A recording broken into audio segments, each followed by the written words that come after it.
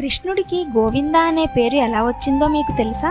ఒకసారి బృందావనంలోని ప్రజలు వర్షాలు బాగా కురిసి పంటలు బాగా పండాలని ఇంద్రుడికి పూజ చేయాలని అనుకున్నారు. కానీ కృష్ణుడు వారితో, మనకున్న సంపద పాడి ఆవులు కదా, వాటికి రోజు ఆహారం ఇచ్చేది ఎవరు? గోవర్ధనగిరి. గోవర్ధనగిరి పైన ఉన్న గడ్డిని తిని అవి మనకి పాలు ఇస్తున్నాయి, కాబట్టి మనం గోవర్ధనగిరికి పూజ చేద్దాం అని చెప్పాడు. వారు కృష్ణుడు చెప్పినట్లే చేశారు. కానీ ఇంద్రుడికి తనకి పూజ చేయలేదని కోపం వచ్చింది. అందుకని రేపల్లెలో పెద్ద వర్షం కురిపించాడు. అప్పుడు వారందరూ కృష్ణుడి దగ్గరకు వెళ్లారు.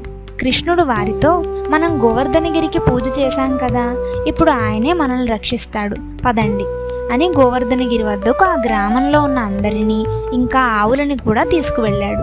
అక్కడ ఒకసారి తన చిటికెన వేలితో ఆ కొండని ఎత్తి పట్టుకున్నాడు. అలా 7 రోజులు ఆ వర్షం నుంచి తనని నమ్ముకున్న ఆ రేపల్లె వాసులందరినీ రక్షించాడు. అప్పుడు ఇంద్రుడికి తన తప్పు తెలిసి వర్షం ఆపించి కృష్ణుడి దగ్గరకు వచ్చాడు. అతనితో పాటు కామధేను కూడా వచ్చింది. కామధేను కృష్ణుడితో, స్వామి, నోరులేని జీవులని, ఈ గోవులను కూడా రక్షించావు కదా, గోవిందా అని పొగిడింది. అంత కష్టపడి తెచ్చుకున్న పేరు కనుక స్వామికి అన్ని నామాలలో గోవింద అనే నామం అంటే ఎంతో ఇష్టం.